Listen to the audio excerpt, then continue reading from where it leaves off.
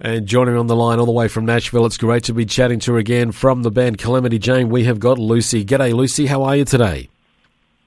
I am doing well. How are you? Doing okay. Just quickly, how have you been with all the COVID situation? We've had it in our country. We're starting to get a bit better with it, and some shows are coming back. But how is it for you in Nashville? I did speak to some artists last year from Nashville, and they didn't have a very nice thing to say because it was just the situation at the time. But how is it for you now? Yeah, it was pretty bad last year. Right now, things are very much looking up. We're almost back to normal, I would say. All of our bars and venues and restaurants are reopened.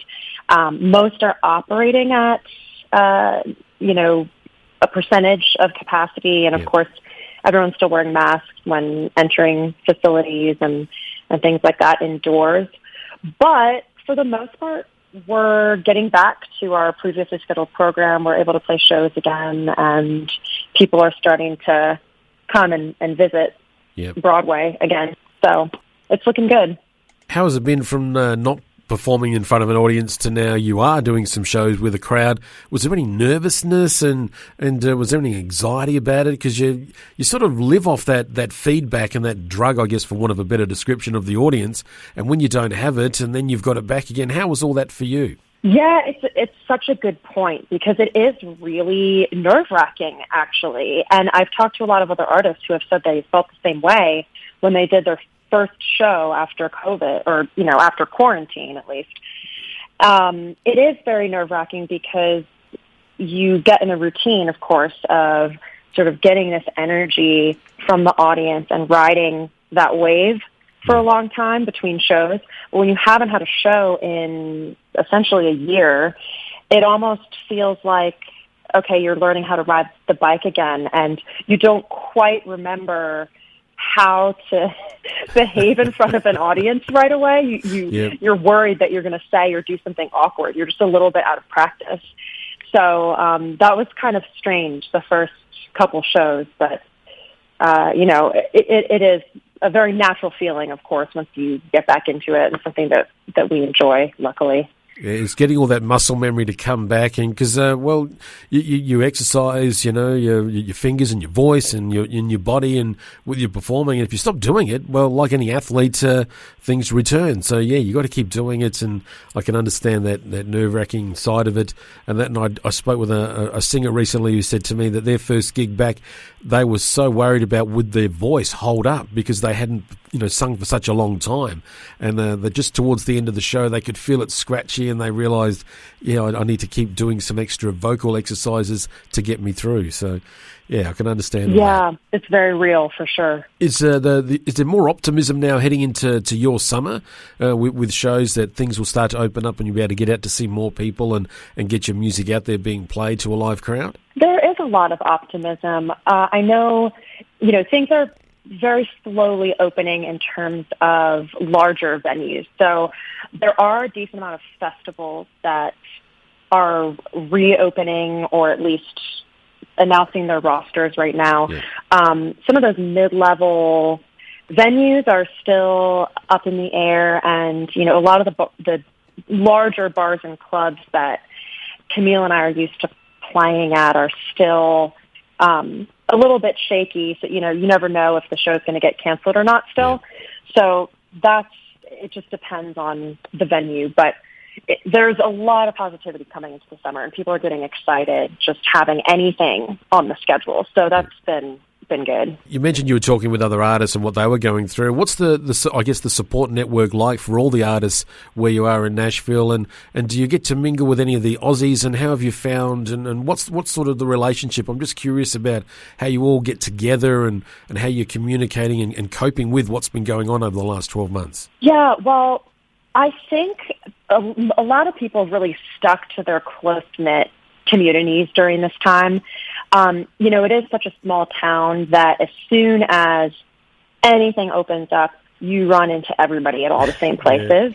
And, faces and people that you haven't seen in a year, you say hello, and it's like no time has passed at all. So there are certain shows and bars that we all go to, and it's been really nice to see everyone. But during quarantine itself, honestly, the broader community we were not very connected to. We really just kept in touch with our closer artist friends and, kind of stayed within those germ circles. Everybody else, it's kind of hard to co-write over Zoom. People try it, but it never works that well, in my opinion. Technology sucks. Things get cut off. You play, and then there's like a skip, and then the other person can't hear what you're playing. So I really prefer to just do everything in person if I can, and because of that, we had a very small circle of other artist friends that we kept in touch with. But I mean, that certainly was more than enough to keep us going, and social media is so vibrant now that it's almost like nothing's even changed, because we all still communicate and talk over Instagram, and everyone's on TikTok now too. So you don't feel that disconnected, which is good. Well, the song that we're going to be hearing shortly, Give It All Away, that you've released, it's a song, it's about a relationship, and I'm just sort of wondering, is this from personal experience at all? Because some of the lyrics seem really on point. Yeah, this is very much from personal experience, and this is actually Camille, my bandmate's personal story about a relationship that she had several years ago. And, of course, it's one of those stories that we can all relate to, and in so many ways, of course. It's my story as well. But at the time when we sat down and were writing it, we were really talking about her relationship and what that meant and what she wanted to say. So that's where the idea sort of started. But I agree. I do think a lot of those feelings are totally universal at all different walks in life. It could be your first relationship in high school, or it could be, an ex-husband or wife, someone you were married to, or even someone you're currently in a relationship with. So it's very relatable, I think. I love the line, it's been 3 months and I still don't know where we stand. I mean, I'm sure many can relate to that as well. And I've heard it with other relatives and that when they've talked, and my wife's been talking with her friends and I hear that come up. So that was just a line that I thought, this is about personal. This is a real story. Yeah. Oh, I love that you called that out. That was one of my lines, actually. So I'm glad that came through. It is.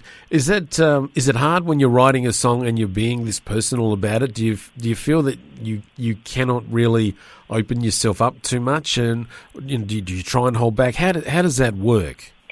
Well, that's a really good question. I actually think for me, the struggle is actually not being able to share enough details about what I want to say.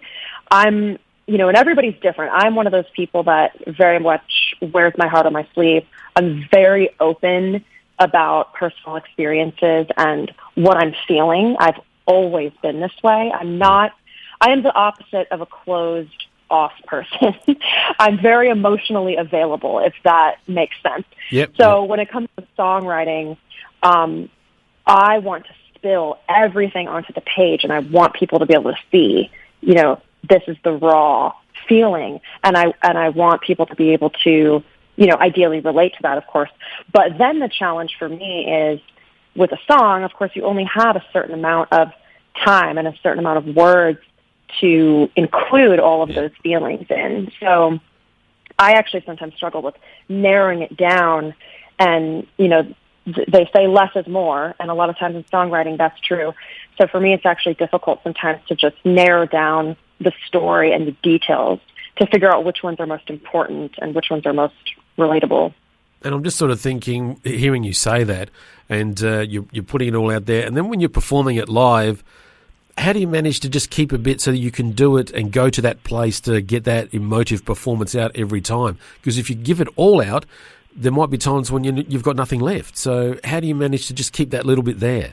Well, I think, that definitely plays into how to create the ideal set list, because it's true that if you're going to sing and perform 3 songs in a row that are really emotionally draining, it's inevitably going to take away from at least one or more of those songs and one or more of those moments where you're trying to be raw.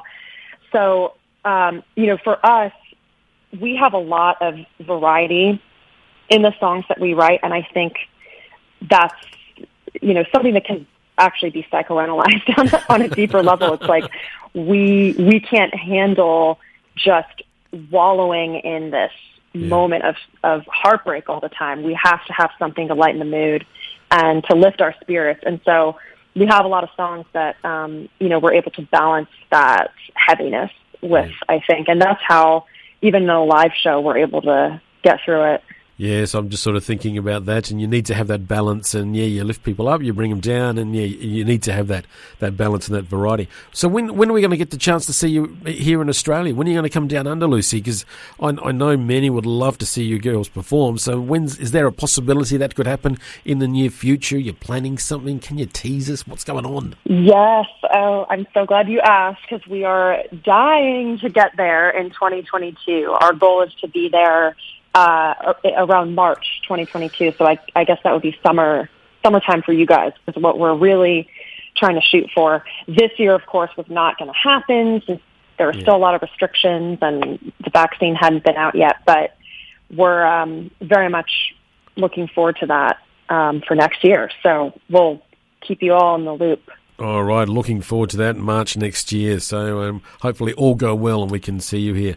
What else is coming up for you girls? Have you got other songs? Is there an EP album or anything in the works? What else is happening? Yeah, well, this is a big writing year for us, just a big content year. We've been so busy in a good way, but we actually just had a song called Better Days that we released 2 weeks ago to streaming platforms, and as of now, we're not planning on doing a radio campaign with it, but it's a song it's kind of an anthem for 2020, and it's about, kind of acknowledging how difficult the year was, but, there's a message of hope in it. Essentially, let's look ahead and let's work together, and let's remember to stay unified.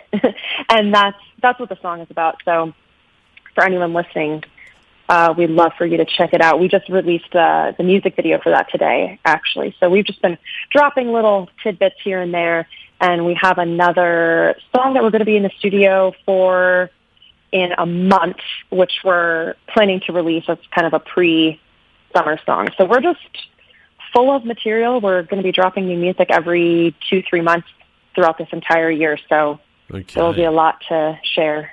I have a feeling we'll be talking again through this year. I'm looking forward to that, and certainly looking forward to you girls getting down here next year, hoping that all goes well. Well, Lucy, it has been absolutely fabulous chatting to you again. I know we're going to be chatting later throughout the year. We've got your current single here ready to go.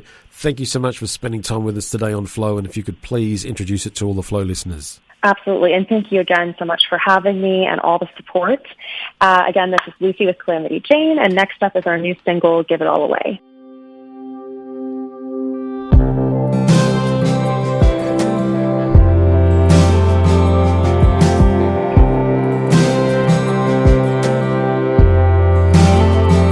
It's 2 a.m. and my phone lights up.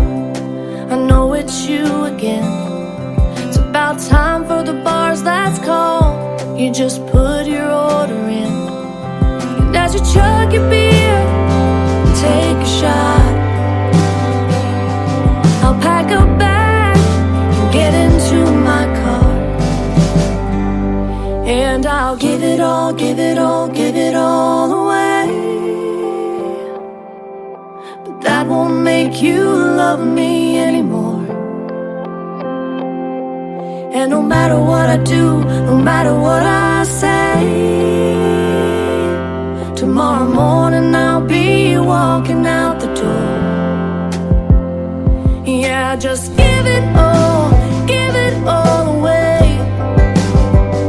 Yeah, just give it all away.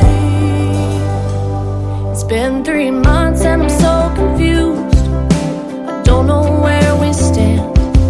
Feels like I'm being used, and this isn't what I planned. And when the time's convenient for you, you stay the night, and I'll continue to. Just give it all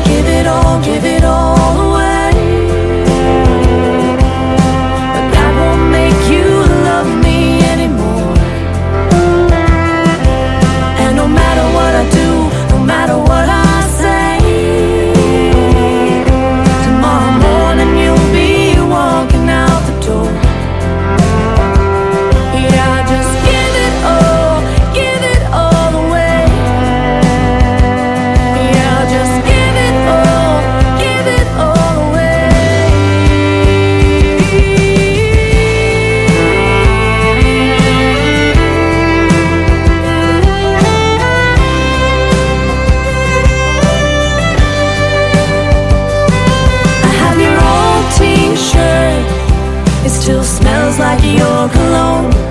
I put it on sometimes when I don't wanna feel